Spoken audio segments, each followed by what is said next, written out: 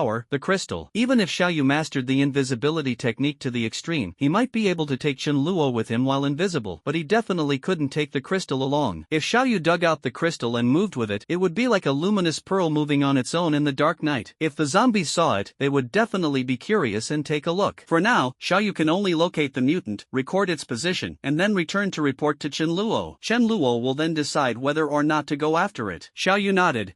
I'll be careful. As long as I find a king level 1, I can become a deputy leader, feast on big fish and meat every day, and have Meng Yin serve me while I eat. As long as you find a king level 1, it wouldn't make sense not to give at least 10,000 points. Wouldn't this deputy leader position be a sure thing? But the chances are extremely slim. The highest mutation level for zombies is king level, and they are almost always mutated from level 7 or 8 zombies. A level 0 or level 1 zombie mutating into king level? Absolutely impossible. At least Chen Luo had never even heard of it. Chen Luo smiled and said, just do your best, take it slow, no rush. There's still a long way to go in the future. Xia Haoran, escort her to the outskirts of the zombies and wait for her to come out. Xia Haoran nodded, rode his motorcycle, and took Xiaoyu away. Watching their backs, Chen Luo could only wish Xiaoyu a bit of good luck. Having the ability to turn invisible doesn't guarantee absolute safety. If Xiaoyu were to approach Chen Luo while invisible, Chen Luo wouldn't be able to see her but could still hear her footsteps. A strong mental force system can perceive Xiaoyu's presence. Xiaoyu's method of searching for mutants while invisible carries risks. But is there no danger when members go out to kill zombies? Even Xiao Hong has to lay eggs every day to prove her value. Xiaoyu's value lies in the fact that she has now mastered invisibility. Otherwise, why would Chen Luo give her fried chicken as soon as she arrived, just because she's a little girl? The king has returned, bringing along a member who carries a box containing over 50 crystals. The king is now desperately trying to obtain crystals, going out twice a day and killing around 50 zombies each time. Specifically hired a member to help it collect crystals. After all, its claws are inconvenient for holding. Once in the morning, once in the afternoon, over 200 points can be earned in a day. The king of law scoffed, this debt, I can pay it off in a week. The deputy leader's 10,000 points? 2 months, no big deal. Chen Luo squinted his eyes, thinking, this king of law doesn't even guard the house anymore, always obsessed with points. What if he really becomes a dog leader? Chen Luo gave Chen Guang a meaningful look. Chen Guang understood and fawningly said to the Dharma King, Elder Go, it's so hot today, could I trouble you for a bottle of Red Bull? Elder Go, I know you're the best. The Dharma King felt a bit smug but still kicked Chen Guang, thinking, do you really take me for a big fool? I'll talk about it after I pay off my debts. Chen Luo rubbed his chin. The same trick doesn't work on the Dharma King anymore, huh? I'll find you a few more wives and see if you can keep these points. The morning of the 3rd day, Xia Haoran drove Xiaoyu to the outskirts, and after a brief farewell, Xiaoyu disappeared into the street. Xiaoyu ran quickly along the street, wearing the sneakers Chen Luo had specially prepared for her, which made very little noise when running. Xiaoyu's time was limited to only 15 minutes, and she also had to reserve some emergency strength. Fortunately, invisibility could be cancelled at any time and wasn't a one-time ability that had to completely deplete her powers. Xiaoyu has a high talent for stealth. Mutants may exist in every corner, possibly in a certain room, on the rooftop, or on the street. The street is the easiest place to find them. There's no need for deliberate searching. Chen Luo only wants dead mutants. If you see a zombie lying on the street for no apparent reason, with no visible wounds on its body and a rather strange appearance, appearance, then it is undoubtedly a mutant that has suddenly died. On the third day of searching, Xiaoyu's pupils suddenly contracted as he saw a zombie lying in front of the cake shop. Around it, there was still unmelted ice, with most of its body shrouded in cold air. A dead mutant, an ice type, but its level was unknown. If it weren't for Chen Luo's advice, Xiaoyu might have boldly gone up to dig out its crystal. Xiaoyu understood that even if she managed to dig it up, it would be nearly impossible to bring the crystal back to the base alive. A look of joy appeared on Xiaoyu's face. As long as she reported the location, she would earn points, and after success, points would be awarded based on the crystal's grade and the difficulty of obtaining it. Chen Luo privately gave her a redemption chart, where 10 points could be exchanged for a serving of fried chicken or roast duck. Xiaoyu quietly left, met up with Xia Haoren, who was guarding the perimeter and killing zombies along the way, and returned to the base to report the information to Chen Luo. Chen Luo smiled. Had Xiaoyu already demonstrated his value so quickly? Based on the location provided by Xiaoyu, Chen Luo calculated that it was approximately 1,300 meters away from the cleared area. It was still in a bustling area. After all, places with few zombies had long been cleared out by Chen Luo. Chen Luo didn't ask Rice whether this trip would encounter danger. Rice could only sense events happening within the next half hour. On the way, they would encounter at least 1,000 zombies. Chen Luo thought about it and decided to take all the members over together in the afternoon. By himself, he couldn't handle 1,000 zombies. Previously, when he fought against hundreds, most of them were scared off by him. If there are too many zombies, he'd exhaust himself to death. Chen Luo thought to himself, I need to work harder. Now someone has already advanced to level 4, and I'm only at level 5. No, I must widen the gap, otherwise, it could easily threaten me. Too dangerous. At 3 in the afternoon, Chen Luo left only a little over 30 people to guard the base, not too many, as this was a very challenging operation. 5 trucks accompanied them, while the rest walked on foot. In the past few days, Chen Luo has gradually recruited over 200 new members, doubling the previous number. Chen Luo's old members had started evolving to level 3-1 after another half a month ago. Their talents were above average, they were simply bold and willing to fight. Level 3 is no longer rare, as more and more people have reached it. No matter how low, 1 out of 20 people advanced to level 3. Given the base number of survivors in Chen Luo's district, having 3 to 4,000 reach level 3 is not difficult. However, Chen Luo's requirements are very strict, with strict discipline. Most importantly, upon arrival, one could only be considered a newcomer. Even at level 3, they would barely count as strong. Where else could they get good treatment? You may be strong, but I don't want to be a lackey under you. Isn't it better to be a mid-level leader elsewhere and be admired by others? Everyone has their own aspirations. Many people understand that staying with Chen Luo might mean never rising to prominence in their lifetime. So, even though many meet the requirements, they won't join Chen Luo. Chen Luo led nearly 400 people, marching grandly toward the location provided by Xiaoyu. Along the way, the zombies they encountered were so frightened by the sheer number of people that they fled on the spot. Zombies are also afraid of crowds. Chen Luo easily advanced 700 or 800 meters, leaving only 500 meters to the cake shop, but the difficulty arose. The zombies didn't just run far away and never return. Instead, they went to call for reinforcements. The howls of zombies rose one after another, attracting even the distant ones. Even Chen Luo found it difficult to push forward all the way. Zombies kept coming, and the sheer exhaustion could kill him. He couldn't use Void Walk, as it would consume a large amount of energy, and being without energy would be very dangerous. Level 3 zombies could hardly harm Chen Luo, but when their numbers increased, even a level 5 spatial ability user like him could be worn down to death. With more people, the zombies would attract even more of their kind. Unlike survivors, zombies would fight to the death once engaged and would not retreat out of fear. So, this can be considered a challenging operation. We also have to worry about attracting mutants. If it's level 7 or above, it would be a disaster. By then, it will depend on who runs faster and manages to escape. If at this moment Rice gives a warning, then Chen Luo can only grit his teeth and move forward, absolutely unable to arbitrarily alter Rice's prophecy. At first, just changing one person made Rice spit blood. With so many people, Rice is doomed. The first wave of zombies arrived quickly, seemingly over 400. Zombies tend to come when their numbers are sufficient. Gathering thousands of zombies isn't that easy. Chen Luo, Sudaju, and Xia Haoren each got on 3 trucks and had melee enhance the defenses. The street is wide enough to accommodate 3 trucks moving side by side. The 3 of them were ready to go, driving heavy trucks, flooring the gas pedal, and charging straight into the zombie horde. Zombies are intelligent, they will dodge and attack the trucks. But when there are too many zombies crowding together, can you dodge even if you want to? Inevitably hit by the truck, the impact wasn't enough to kill the zombie instantly, it had to be run over several times. The purpose of hitting the zombies wasn't to kill them, but to disrupt their formation. As the zombies dodged the truck's impact, they scattered, breaking their formation, and the members behind were ready to advance quickly. The Earth Element members used Earth shields at the front, running swiftly to allow the elemental members behind to finish them off. When the Earth shield is broken, switch to the next group of Earth-type users to hold the front. The truck carrying Chen Luo and the other two was hit by a barrage of spells, and the front and doors of the vehicle were quickly damaged. The tires and body of the truck were also attacked, but the zombies didn't know to aim for the fuel tank. The truck was forced to slow down, but fortunately, the goal was achieved. The zombies' formation was shattered. The three quickly got out of the car and attacked the zombies from both front and back. After finishing off this wave of zombies, another wave arrived, this time with only over 300. Go, kill them. Chen Luo's expression changed. These words were definitely not spoken by someone on his side. Chen Luo immediately looked around and saw a female zombie in red across from him. Large-scale operations attracting a nearby mutant is not unusual, which is also the difficulty of such actions. The rice did not issue any warning, indicating there was no danger and the mutant's level was not high. The Pope, who was eager to earn points, also knew to hold back at this moment. Squinting his dog-like eyes at the mutant, he did not charge forward directly. The mutant leaped effortlessly, jumping over 5 meters high and landing on the roof of a storefront. Scorching heat waves emanated from its body, but the spell did not take effect immediately. Chen Luo squinted his eyes. It wasn't an instant cast, it was clearly a powerful spell. Chen Luo shook his head. He had originally intended for Su Daju, Xia Haoren, Mi Ling, and Shu Yun to deal with this mutant together to gain some combat experience. But obviously, this mutant isn't level 5, Rice didn't give any warning, and it's not level 7 either. It seems to be level 6. Sending them up would be a bit too much. Being 2 levels apart makes a huge difference. Level 6, even higher than Chen Luo by 1 level. In the next second, the level 6 mutant zombie was split in 2, and the concentrated spell was instantly interrupted. Chen Luo used Void Walk to appear behind the mutant and instantly killed it with the Void Sword. This scene shocked everyone, even Ni Ling and Neely, who had seen it a few times before, widened their eyes. Ni Ling only felt that this combination was simply unbeatable. Who could withstand it? Impossible to guard against. Chen Luo chuckled softly, not minding that his void walking was discovered. Knowing is one thing, but you need a way to counter it. If there's no way to counter it, what's the use of knowing? Exposing it can actually intimidate others. Just like a nuclear bomb, people refrain from confronting you when they know about it, but would you only use it when they come knocking at your door? Most of the members still hadn't seen Chen Luo in action, and immediately felt as though they had encountered something incredible. The leader is actually so strong? This is a level 6 fire-type zombie, and Chen Luo obtained its crystal with a big smile. If he weren't afraid of attracting zombies above level 7, Chen Luo would have wanted to use a large number of members to fish. Zombies come in waves, with the largest wave being the first one, consisting of over 400 zombies. Chen Luo quickly rushed to the entrance of the cake shop, directly dug out its crystal, and without lingering, swiftly left with his team. To Chen Luo's great surprise, it was a 7th level ice-type crystal. A 7th level crystal. This was the highest level crystal Chen Luo had obtained so far. With this, he could soon reach level 6. Nowadays, mutants at least need to be 5th level zombies to be called mutants. Level 3 mutating to level 4? Isn't this funny? Only those who surpass the average zombie level by 2 grades can be called mutants. For this operation, every participating member received 10 points, while Xiaoyu, who discovered the mutant, was awarded 300 points by Chen Luo. Xiaoyu didn't exchange the points for food but instead exchanged them for the status of an elite member. Chen Luo still gave her an extra reward of fried chicken. Although Xiaoyu spoke words to discourage Meng Yin, she still shared the fried chicken with her. By absorbing only 1/3 of the power from the level 7 crystal, Chen Luo advanced to level 6 2 days later. Level 6 can absolutely crush level 4, with a 2-level difference. In the early stages, a first-level fighter still has some chance of defeating a 3rd level one, such as someone like Xia Haoren, who can overcome an inexperienced show-off with no real combat skills. For a 4th level fighter to defeat a 6th level one, Chen Luo knows that only those with spatial abilities can achieve this, others cannot. Chen Luo can easily surpass levels, partly because the Void Blade ignores defenses, but most importantly, because Chen Luo has mastered the divine skill Void Walk. Otherwise, if you only rely on mastering the Void Blade, try dealing with a 6th level zombie, and you'll understand why flowers are so red. I am the monarch of the space element, who can use the space element against me? Chen Luo let out a long breath. On the side of the survivors, he was still absolutely invincible for the time being. Ordinary space abilities are very weak and can't even defeat other ability users of the same level, unless one masters divine skills. However, space abilities aren't much better than natural abilities when it comes to skill comprehension. Chen Luo pondered, perhaps there are still many divine space skills waiting for him to develop. But how could it be so easy? All the spatial ability users who have seen Chen Luo use Voidwalk are filled with envy, yet none have mastered it, even until their death. No matter, the ability to take others along during Voidwalk has not yet been mastered. I must focus on comprehending it as soon as possible. This is currently the top priority. At level 6, one can already use Voidwalk 10 times for short distances. If going all out for a single Voidwalk, it can cover a long distance of approximately 3 kilometers. kilometers. At level 7, the minimum range is 20 kilometers. Level 7 also marks a qualitative leap far greater than that of level 4. Chen Luo held the rice and performed void walking 9 times in a row, succeeding once while failing the other 8 times. Chen Luo cursed inwardly, damn it, what's the trick? It seems I'll have to master it through extensive practice. Long Yu's place. After absorbing the crystals at night, Long Yu's group had 34 people advance to level 3, while 4 others remained at level 2, uncertain when they would reach level 3. 6 people died. A level 2 said, "Brother Long Yu, tomorrow you should join Chen Luo's base first. There's no need to wait for us. The sooner you go, the sooner you can become official members." Long Yu pondered for a moment. "Alright, tomorrow, all the level 3s will go and join. I'll stay behind to help the remaining brothers advance." Someone couldn't help but show a hint of joy. Always drifting outside wasn't a solution. There was no sense of security, and life was tough. A fair-skinned young man wearing glasses adjusted his glasses and said, "Although we don't have many people, we can be considered elites. If we join other bases, wouldn't they be overjoyed? I think we are qualified to negotiate some terms. There are only 4 at level 2, and with so many level 3 elites like us, it's not unreasonable to ask them to accept some brothers who haven't met the requirements yet, is it?" Brother Long Yu is already at level 4. They wouldn't deny him this bit of respect, would they? If they insist on rigid rules without flexibility, I might have to reconsider whether to join or not. The others all felt this made sense. Long Yu's eyes also lit up, and he nodded. "Yes, it's late today, we'll try it tomorrow morning." The next day, at 7 in the morning, Long Yu drove over with a group of brothers. Long Yu openly explained everyone's levels and requirements. The member on duty was shocked. A level 4? Although there were quite a few level 4 individuals in the base, no one failed to understand the gap between level 3 and level 4. This was not something he could decide, so he quickly reported it up the chain. Chen Luo was curious, who was this level 4? At this stage, unless someone had exceptional talent, it was likely they had encountered some extraordinary opportunity. Chen Luo personally came out to see who it was, and to his great surprise, it turned out to be Long Yu. A member with king-level talent personally came to the door? Sitting at home, and a joyous event falls from the sky? Long Yu nodded towards Chen Luo with neither arrogance nor servility. Chen Luo was delighted in his heart but showed no expression on his face. Long Yu's request doesn't even count as a condition. Rules are rigid, but people are flexible. The final right of interpretation belongs to Chen Luo. Chen Luo nodded and smiled, saying, "Welcome to the team. It's just about time for breakfast. Join us, we have plenty of food." Official members stay inside the villa area, while new members stay outside the villa area. Yesterday's operation, all new members earned points and were officially confirmed. Chen Luo didn't say anything for the time being and said, "Come in." In the morning, they ate noodles, but the soup was made from leftover braised beef broth. Although there was no beef, it could barely be considered beef noodles. Having this kind of beef noodles already brought tears to Long Yu's eyes. Who needs beef? Chen Luo couldn't possibly give Long Yu any special treatment, could he? Take it slow. In the center of the courtyard, 10 large iron pots were set up, all filled to the brim with noodles. The logistics team handed each of Long Yu and the others a large bowl, instructing them to line up and wait for the beef noodles. Before the noodles arrived, the aroma of the beef noodles had already wafted into Long Yu's nose, making him and the others involuntarily swallow their saliva. So fragrant. Finally, it was Long Yu and the others' turn. The member in charge of serving the noodles smiled and said, "Eat first, then fight. Here, if nothing else, we guarantee you'll be full." The noodles weren't made by Ma Yu, but the soup was personally prepared by him. The members were too lazy to bring the food inside, so they took advantage of the cool morning weather and squatted by the roadside to enjoy their meal. Long Yu downed 3 big bowls in a row and still wanted more. Just because you're strong doesn't mean life will necessarily be good. At this stage, you can at most eat your fill. As for this beef noodle soup, Long Yu gives it full marks, unafraid of making it proud. Some people even cried. "This noodle is so delicious, I'm really worried I won't get to eat it again in the future." Chen Guang looked at Long Yu, who wanted to eat but was too embarrassed to continue serving himself, and stepped forward with a smile, saying, "Really, there's plenty. Eat as much as you want." Long Yu's face was shy. He could still eat 3 more bowls, but he felt embarrassed to continue serving himself. After hearing Chen Guang's words, he awkwardly got back in line. Eating so much right after arriving, how embarrassing. While standing in line, a black dog passed by. When the black dog passed by, everyone nearby greeted it, saying, "Greetings, Elder Dog. Thank you for your hard work, Elder Dog." The Dharma King looked around and nodded, wondering why someone hadn't greeted him. "Do you look down on me?" The Elder has the right to kick people, but of course, not without reason, otherwise, the position would be revoked. Someone quickly nudged Long Yu, saying, "Greet Elder Dog. Do you not want to stay here anymore?" Long Yu was stunned. Is this the lightning-type dog that instantly defeated Yi Gaofei? Long Yu said, "Elder Dog, hello." Long Yu secretly thought to himself, this is really quite funny, almost sounds a bit insulting. Only then did the Dharma King leave the base satisfied. The dog must work hard to earn points. When Long Yu finished eating, Chen Luo called him over. Long Yu was a bit reserved, unsure of why Chen Luo had called him. It was probably because of his level 4 status. Chen Luo smiled and said, "Did you enjoy the meal?" Long Yu nodded repeatedly, "Very much. Not only was it delicious, but it was also really filling." Chen Luo changed the topic. "By the way, I wonder why you want to join me here?" Chen Luo was just about to think of a way to recruit Long Yu, but unexpectedly, Long Yu took the initiative to join. Long Yu's expression turned serious as he said, "Because your ideals here align with mine. I want to clear out the zombies and restore the world to normal as soon as possible." Chen Luo suddenly understood. "So that's why." But unlike Neely, he didn't explain anything to Long Yu. "Are zombies something you can just kill off completely? Then can I shout a slogan to attract those people? Kill all the zombies and rebuild our home?" With such a slogan, combined with proof of strength, it will surely attract like-minded talents. Such talents generally have little ambition and can be won over. You don't need to bother searching yourself. Spread the slogan, and people will voluntarily join. Chen Luo kept it in mind and asked, "What abilities do you currently possess?" Long Yu replied, "I can control metal. The destructive power is average, but I can metalize my body, which gives me strong physical defense and considerable strength." Speaking of strong physical defense, Long Yu couldn't help but straighten his back. "My physical defense is really strong." Chen Luo curled his lips. "Last time, I wanted you to understand the treachery of human nature, but I chose to keep a low profile. This time, I'll let you know that your talent isn't a metallicized body." Chen Luo said with a faint smile, "Very strong? Let me give it a try?" Long Yu's spirits lifted. It was the perfect chance to prove his worth. Long Yu had no idea how powerful Chen Luo truly was. Long Yu immediately metallized his body, and his skin took on a faint golden hue. Chen Luo didn't put much force into it and was about to punch Long Yu in the stomach, but then he remembered that Long Yu had just finished breakfast and eaten so much. If this punch landed, it might make him throw up all the noodles. That would be too cruel. He couldn't do that. Chen Luo instead punched Long Yu on the shoulder. Clang! A sound like a hammer striking metal. Long Yu's expression changed drastically as he was forced back 4 or 5 meters. He felt as if a massive hammer had struck his shoulder fiercely. The pain was excruciating, an unbearable ache that left him unable to straighten his shoulder. Long Yu was in disbelief. How could this be possible? A third-level ability user hitting him would leave him completely unfazed. Long Yu had never been struck by a 4th-level user, but he imagined it would at most hurt a little. Unexpectedly, just one punch, and his shoulder was ruined. Chen Luo shook his head and said, "I only used 50% of my strength." Long Yu was deeply shaken. Chen Luo, already prepared, took out a steel pipe. "I once saw a metal-based ability user who could melt metal, recombine it, and transform it into various shapes, making it stronger and sharper. Metal-based ability users can alter the molecular structure of metal and can even turn any metal into gold. There are countless metals in the universe unknown to humans, and metal-based ability users can transform any metal into one suitable for combat. For example, turning it into mithril, which is beneficial for the conduction and amplification of magic." "Where can mithril be found?" "It can only be modified by a metal element ability user." Long Yu stepped forward and effortlessly turned the steel pipe into a puddle of liquid. Long Yu had already tried this before. Chen Luo was pleasantly surprised. "Try turning it into gold?" Chen Luo took out a gold ring to help Long Yu familiarize himself with the structure of gold atoms. Long Yu couldn't help but laugh. "Is your imagination really that wild? Is it even possible?" However, Long Yu still gave it a try, and after 3 attempts, finally succeeded. Long Yu was dumbfounded. "If I had this ability before the apocalypse, wouldn't I have made a fortune?" But within just a minute, the gold reverted back to copper. Unless the level of dragon feather increases, it can easily turn copper permanently into gold, or spend a lot of time thoroughly solidifying it. In later generations, king-level dragon feather can easily forge permanent weapons for levels 7 and 8, but it is extremely difficult for king-level experts. It can only temporarily forge weapons suitable for king level for 2 or 3 people. With weapon amplification, it can at least boost strength by 30%. 30% is not a small amount. Chen Luo smiled and said, "So, do you understand your value now? If you can forge a large number of weapons and armor for people to equip, isn't that better than you personally going to the battlefield to kill enemies?" Long Yu felt a sudden moment of enlightenment. "That's right, if I forged 10,000 sets of weapons and armor, the survivors could greatly reduce their casualties." Without needing Chen Luo to give him a pep talk, Long Yu lowered his head, took a pile of metal, and went into the room Chen Luo provided to start experimenting. Chen Luo smiled with satisfaction, "Looking forward to you crafting a staff suitable for my spatial abilities." In his previous life, Chen Luo had no weapons. "It's impossible in a short time." Long Yu's abilities are limited, and the time available for experiments each day is not much. Discovering a suitable metal also requires luck and talent. As for advanced mysterious metals, Long Yu is currently unable to transform them. With Long Yu's addition, Chen Luo was in a pretty good mood, but soon, it was disrupted. Zhao Hai hurriedly came to Chen Luo, his face filled with extreme fear, his hands trembling uncontrollably. Zhao Hai wanted to light a cigarette to calm his his nerves, but his shaky hands couldn't manage to light it, and neither could his lackeys. It was Chen Luo who personally lit it for Brother Hai. Chen Luo asked solemnly, what happened? What could have scared Zhao Hai like this? Zhao Hai took a deep drag on his cigarette and said, Chen Luo, I think we should hurry and get out of here. I saw with my own eyes an extremely abnormal zombie appearing nearby. It really scared me to death. Clearly, it was 100 meters away, but in just the blink of an eye, it was beside one of my men. With a gentle breath, it killed him. Song Ling's eyes were also unfocused. We can't deal with it, really can't. It's too fast, and the wind blades it uses are terrifying. It killed dozens of us. The others all ran away. We ran fast, and it didn't chase us, so we managed to escape. Maybe it'll be here with you very soon. Yawning Rice suddenly said, Chen Luo, you're doomed. Chen Luo, you're doomed. These words truly scared Chen Luo to death. If someone else had said it, Chen Luo would have scoffed, but this was a prophecy personally made by the mystic Rice. Impossible, absolutely impossible. How could I, the Void Monarch, possibly be finished? In my previous life, so many dangers, so many monstrous creatures, none of them killed me. And now, just over 3 months into the apocalypse, is there really something that can kill me? Even if it's a king-level being, I would still have a chance to escape, wouldn't I? But Rice has issued a death notice. Chen Luo couldn't bother with Zhao Hai anymore and had to quickly and carefully ask Rice how to resolve it. For others, Rice could only sense events happening within about 10 minutes, but for Chen Luo, it was within half an hour. In other words, the danger would occur in about half an hour. Chen Luo clasped his hands together. Rice, explain in detail. Rice began to carefully sense, letting out a long breath. I feel like you were just a hair's breadth away from dying. Although it was extremely dangerous, it seems there are incredible benefits. Rice could only discern the outcome but couldn't know the detailed process, such as what caused the danger. Zhao Hai just came by, saying there's an exceptionally terrifying zombie. So, there's a high probability that the danger comes from it. 100 meters in just an instant. Wind blade? At the very least, it's a level 7 wind-type mutant, otherwise, it wouldn't be this fast. Damn, is this zombie really coming after me? Chen Luo frowned, not remembering such a zombie appearing before. The butterfly effect, perhaps. In my previous life, I had already been driven out of the villa area by this time, and the surroundings had changed drastically because of me. An earth-shattering benefit? Although 7th and 8th level crystals are very beneficial, they can't be considered an earth-shattering benefit for me. Could it be a king-level mutant that was about to kill me, but suddenly died, and I got lucky? I'm afraid that's the only explanation. Chen Luo asked, what about Mi Ling and Mi Li? Are they in danger? Rice shook his head, no. Ordinary member Chen Luo didn't ask, and even if he did, it would be pointless. As long as Rice doesn't speak, it won't count as changing their fate. Zhao Hai, Song Ling, and the others sat by the roadside, smoking one cigarette after another. Lately, unlucky events have been happening one after another. First, they were messed with by Yi Gaofei, and then by the mutants. Fortunately, they're still alive. Chen Luo appeared not far from the doorway, holding Rice. Mi Ling and Mi Li went out to kill zombies and will be back soon. 5 minutes later, Sudaju led the way, and Mi Ling and Mi Li returned, chatting and laughing. The group had already stepped into the base. A sudden mutation occurred. A young man covered in blood, with blood-red eyes and surrounded by wind, approached the villa area. He fixed his gaze on Mi Ling and Mi Li, showing an expression of interest. The guard on duty saw him. With good eyesight, he noticed the man was covered in blood and immediately shouted loudly, "Who are you? What are you doing?" Restricted by the angle, Chen Luo did not see it immediately. Upon hearing the sound, he became alert and walked toward the door. The young man sneered coldly, said nothing, and moved swiftly. In less than 2 seconds, he appeared at the base's entrance. The young man's palm was somewhat blackened. With a wave toward the gatekeepers, an incredibly sharp gust of wind rushed at them. With 2 consecutive strikes, over a dozen guards were torn apart as if pierced by sharp daggers, their bodies shattered into pieces. Milan, Mi Li, and Sudaju heard the commotion, turned around, and saw the tragic scene of the guard members being instantly killed. Chen Luo's heart sank. He didn't tell the 3 to flee quickly because it was obvious they couldn't escape the pursuit of this wind-type zombie. Chen Luo casually tossed the rice aside and began to summon the void sword as soon as he sensed danger. Chen Luo performed a void walk, arriving behind the wind-type zombie, and the void sword was about to slice the wind-type zombie in half. Level 7 marks another qualitative change, as the body begins to develop some resistance to spatial power, making it impossible for Chen Luo to kill them instantly at will. Void walking combined with the void sword is not invincible. Otherwise, how could Chen Luo have been defeated by Mi Ling in his previous life? At higher levels, even if the body is split in two, it won't result in death. Their powerful vitality allows them to survive regardless. However, Chen Luo estimated that this zombie might be level 7. If it belongs to the elemental category, it might not die from a single strike, but a couple more slashes would still finish it off. In this process, injuries may occur, which is probably what Mi Fan referred to as life-threatening, but not fatal. This is a young zombie, not yet skilled in using wind-based abilities, with minimal combat experience and techniques. When Chen Luo was behind it, even though it noticed noticed, it failed to react immediately by using a wind shield to block, or rather, it couldn't. Chen Luo's void blade, as always, smoothly struck its neck. What made Chen Luo's face change drastically was that the void blade only penetrated its neck slightly, without going deeper. A few slashes can't kill it at all. Damn, level 8 or level 9? Damn it, how the hell do I fight this? The advanced version of the void sword, the dimensional sword, cannot be used, and it definitely won't be able to defeat it instantly. The dimensional sword, a more advanced spatial power, isn't unusable because Chen Luo's ability is insufficient, but because the quality of the ability isn't enough to condense the dimensional sword. This requires a king-level ability. In the past, when encountering this type of zombie, Chen Luo would simply run away, as it couldn't catch up. But now, the wind-type zombie sensed someone sneaky behind it and turned around, slapping Chen Luo's arm, leaving him stunned. Chen Luo was sent flying immediately. Chen Luo's arm was instantly broken. The wind-type zombie seemed to glance disdainfully at Chen Luo before continuing toward Mi Ling and Mi Li. Chen Luo clutched his arm, ignoring the pain. The only option now was to take the others on a void walk, bringing Su Daju, Mi Ling, and Mi Li along together. However, Chen Luo hadn't mastered taking others on a void walk and could only rely on luck to trigger it once. There was no other choice, he had to give it a try. Chen Luo instantly appeared in front of the three, wrapped his arms around them, and started the walk. Chen Luo was dumbfounded. He had failed and could only run away on his own. Mi Li and the other two continued running forward, trying to escape the pursuit of the wind-type zombie. But would this work? They couldn't escape at all. The wind-type zombie's hand was about to grab Mi Li's neck. Grain of rice. Could it be that I still cannot avoid the fate of dying alone like in my previous life? Chen Luo took a void step and appeared in front of Mi Li, shielding her while staring intently at the wind-type zombie. There is still one way. That is the expiration of the mutant's lifespan, resulting in sudden death. Chen Luo shouted wildly in his heart, "Just go die already." Chen Luo's emotions fluctuated abnormally, causing a mysterious change in the crystal within his mind. The wind-type zombie suddenly seemed as if it had been fast-forwarded countless times, but not merely with doubled speed. Time accelerated. The wind-type zombie fell straight to the ground. The crystal in Chen Luo's mind instantly consumed all its abilities and was nearly shattered. Chen Luo's vision went black, and he also collapsed to the ground. The mutant had only an extremely short lifespan, and Chen Luo seemed to use time acceleration to make its life burn out in an instant. However, using such a mysterious ability as time acceleration took a tremendous toll on Chen Luo, and he too collapsed to the ground. Coincidentally, the Dharma King also returned. Seeing Chen Luo collapsed on the ground, he let out a piercing cry and rushed over to him. The Dharma King's tears poured out uncontrollably. "What's wrong with you? Don't scare me." Mi Li was also crying, desperately casting healing spells on Chen Luo. But it was useless. Chen Luo's coma was something Mi Li absolutely couldn't cure at the moment. Mi Ling's eyes were also red, but she forced herself to stay calm. Mi Ling instructed, "Close the main gate tightly. Until Chen Luo wakes up, no one is to go outside. Stay on guard within the base." Chen Guang, Lang Chen, and the others glanced at Chen Luo with worry, then felt a pang of sorrow as they looked at the already fallen guards. Su Daju carried Chen Luo on his back and placed him in a room. Mi Li and Mi Ling followed closely behind. Chen Luo showed no reaction. If it weren't for the fact that he was still breathing, he might have already collapsed. The Dharma King shouted frantically, "How are you watching over the master? Why is it that only he is in trouble?" Although Rice was also very worried, he still comforted them. "Don't worry, I had already foreseen that he would encounter trouble. He won't die. Instead, there will be tremendous benefits." The Dharma King said, "Try talking nonsense again, and if he doesn't wake up, I'll bite you to death." "Rice, bite me to death?" Intimacy -20. In the evening, Mayu said timidly, "I haven't eaten all day. Do you want to eat something? I've made some rice." Rice sighed and said, "I already told you it's fine, and there are benefits. Why don't you believe me?" With rice available, everyone felt much more at ease. Su Daju stood guard outside the villa, while Mi Ling guarded the room's entrance. Mi Li and the Dharma King kept watch inside the room. On the afternoon of the third day, Chen Luo finally woke up groggily, still feeling a sharp pain in his head. Millet looked very haggard but exclaimed in surprise, "Brother, you're awake?" Chen Luo forced a smile. The Dharma King also shouted happily, "These past 2 days, I haven't gone out to earn points." Having just woken up, Chen Luo was a bit confused. After thinking carefully, he finally remembered what had happened the day before yesterday. What skill did I use to make a mutant die faster? That mutant seemed to fast forward countless times and died instantly. What kind of ability is this? Chen Luo had never seen it before. Time acceleration? Have I awakened a second superpower? Chen Luo felt the crystal in his mind, trying to confirm it, but his head hurt even more. In addition to the spatial energy in the crystal, there was now another type of energy, one that Chen Luo had seen before and even absorbed. Time energy. Chen Luo suddenly bounced up from the bed. Damn, time system. Chen Luo couldn't believe it for a long time. My second ability is actually the time system? This is an extremely rare superpower. Spatial abilities occur in 1 out of 5 to 6,000 people, and as for temporal abilities, in my previous life, life, Chen Luo had only ever seen one. The key point is, this is only my second superpower. My first superpower is spatial abilities, time combined with space. Is this space-time? Chen Luo had witnessed time-based abilities before, they were truly incredible powers. Chen Luo's thoughts involuntarily began to recall the only time-based ability user he had seen in his previous life. Among zombies and survivors, there was only one time-based ability user, a one-of-a-kind existence. Chen Luo often sneaked into Mi Ling's base to steal vegetables, not taking much, just enough to last a few days. Mi Ling raged helplessly, but what can you do when faced with a sneaky space manipulator? But Chen Luo fell, defeated by an unbelievable, almost inconceivable ability. What kind of ability could bring down Chen Luo, the Void King? One day, Chen Luo, as usual, took 4 cucumbers, 2 tomatoes, and a large cabbage. Growing vegetables is too difficult, and Chen Luo felt embarrassed to take too much. As soon as Chen Luo appeared, he was spotted. After all, the small planting area was heavily guarded. Chen Luo curled his lips and was about to leave. Who could stop me? Mi Ling appeared and said coldly, Chen Luo, you can't leave. Chen Luo chuckled, but no sound came out, and he suddenly realized he couldn't move his body. He couldn't even blink. The abilities within his body showed no response either. Chen Luo wanted to use Void Walk to escape, but he couldn't do it no matter how hard he tried. Chen Luo was like a statue, completely motionless. A woman in her 20s, Jiang Chuxue, appeared beside Mi Ling and smiled faintly. How do you like my time freeze? Incomprehensible, Chen Luo couldn't understand how such an ability could exist in this world. Mi Ling stormed forward angrily and kicked Chen Luo on the buttocks, leaving him unable to dodge. Millet said, don't kill him. We finally have a chance to talk properly. How about we team up and get through the apocalypse together? In just a few seconds, Chen Luo broke free from the control. Time freeze couldn't remain effective indefinitely. After just one use, fatigue appeared on the face of the time user. Chen Luo wasn't ungrateful. Since the other party hadn't attacked during the time freeze, he didn't use Void Walk to escape after the control ended. Millet's suggestion made others dissatisfied. What Void King? More like Void's sixth brother. This is just a big scourge. Despicable and shameless, even more cunning than the Thunderbolt King. Jiang Chuxue also frowned, showing a look of disdain. So, he's just an old six. Does Chen Luo not care about his dignity? Everyone despises and dislikes me, but can I, Chen Luo, not survive alone? I live better than anyone else. Chen Luo ran away, but he never dared to appear inside Mi Ling's base again, only observing this time-based Jiang Chuxue from the outside. After several battles, Chen Luo observed that this Jiang Chuxue was also a king-level figure who had fled from another city to Miling, accompanied by a group of followers. Jiang Chuxue only had one move, Time Freeze. When activated, it could only affect a single target. Even so, it could be considered extraordinary. The opponent couldn't move or use their abilities, weren't they just sitting ducks? In the 7th year of the apocalypse, humanity was completely defeated. The monsters that appeared seemed to be searching for something, digging 3 feet into the ground. No, digging 3,000 meters underground. It's absolutely impossible for there to be a hiding place for humans. Mastering Time Freeze is useless. In terms of escape, it's not even on the same level as Chen Luo's Void Walking. Everyone was dead, and the monster seemed extremely shocked by Jiang Chushua's time-based anomaly. Chen Luo appeared, stuffed Jiang Chushua's corpse into the space, and ran off. The monster could only rage helplessly at Chen Luo. A time-based crystal? I haven't absorbed one yet. Unfortunately, it has no special effects. Memory ends. Dual abilities will increase the quality level of the crystal, initially by about 2 levels. In other words, Chen Luo is currently at level 6, but the crystal quality is at level 8. The quality of the ability energy will also be greatly enhanced, allowing the same power of abilities to be unleashed with less energy. The power emitted by the crystal will also elevate Chen Luo's physical attributes to level 8. Jiang Chuxue can only use time-space stasis, but I can use time acceleration, which she cannot. Chen Luo couldn't help but wonder, could it be that I also have a talent for time-related abilities? But damn it, my crystal is shattered, and it won't recover for 3 months. When the ability is completely depleted, if you still want to forcibly use it, you can shatter the crystal. This can also be referred to as burst mode. It does not enhance strength, it only allows continued fighting. Once the crystal is completely shattered, the Esper will die. Chen Luo was just a tiny bit away from complete shattering, just as Mi Fan predicted, a tiny bit away from dying. Chen Luo also understands how it shattered. The consumption of time-based abilities is always immense, making it impossible to use under normal circumstances, only during a burst state. If Chen Luo's crystal hadn't undergone a transformation, reaching the equivalent quality of level 8, even a burst state wouldn't have been possible. Unless faced with a desperate situation, no one would want their crystal to shatter, as the cost is too great. Chen Luo smiled bitterly. For the next month, I can only rely on my physical strength, unable to use abilities, and I can't absorb crystals to continue growing either. The crystals are all shattered, and the absorbed power cannot be retained or stored. As soon as he sensed the crystal in his mind, Chen Luo's head started to ache. However, compared to awakening the time ability, the shattered crystal was completely insignificant and Chen Luo was extremely excited. Chen Luo asked, "Has the crystal from that mutant been extracted?" Millet heard this and handed Chen Luo a green crystal placed on the bedside table. It was about 1/3 the size of an egg. Chen Luo felt a bit disappointed. It was just a level 8 crystal. Damn it, after all this effort, it was only a level 8 zombie? It can only be absorbed a month later. Could it be that this crystal is meant to be kept and absorbed a month later? Forget it, use it to enhance the strength of some core members. Rice, Fa Wang, Mili Ling, Sudaju, Xiaohaoren, Shu Yun, and others all need to be strengthened. In about a week, Chen Luo's body will reach level 8 with the help of the dual ability crystals. Even without abilities, Chen Luo will still have the strength equivalent to level 7, remaining invincible. Millet whispered, "Brother, would you like something to eat?" Chen Luo had been unconscious for more than 2 days without eating anything, so naturally, Millet was worried. Millet glanced at the Dharma King and said, "The Dharma King has been guarding you and hasn't eaten anything for more than 2 days either. Is the dog really this loyal?" Chen Luo felt a warmth in his heart. Being remembered by a dog felt truly wonderful. Before Chen Luo could respond, Neely struggled to stand up and, with unsteady steps, began urging Mayu to start cooking. Neely's condition wasn't good either. Like the Dharma King, she hadn't eaten anything until now. Chen Luo hugged Neely from behind. "No need, I already have something ready." Chen Luo took out some meals ordered from the hotel from his spatial ability. The spatial ability, which Chen Luo could use before the apocalypse, is still usable now. Niling, Sudaju, and Mayu were very happy to see Chen Luo awake. Soon, the news of Chen Luo's awakening spread throughout the entire base. Chen Luo said, "Let everyone eat beef and lamb freely for 3 days." After finishing the meal, Chen Luo called the Dharma King over and handed him an 8th level crystal. "Take it and absorb it. When you advance to level 5, give it back to me." The Dharma King shook his head. The dog refused, knowing it would require dog points, and the dog couldn't afford the debt. Chen Luo laughed and scolded, "I won't deduct your points. Besides, the first one to advance to level 5 will receive a points reward."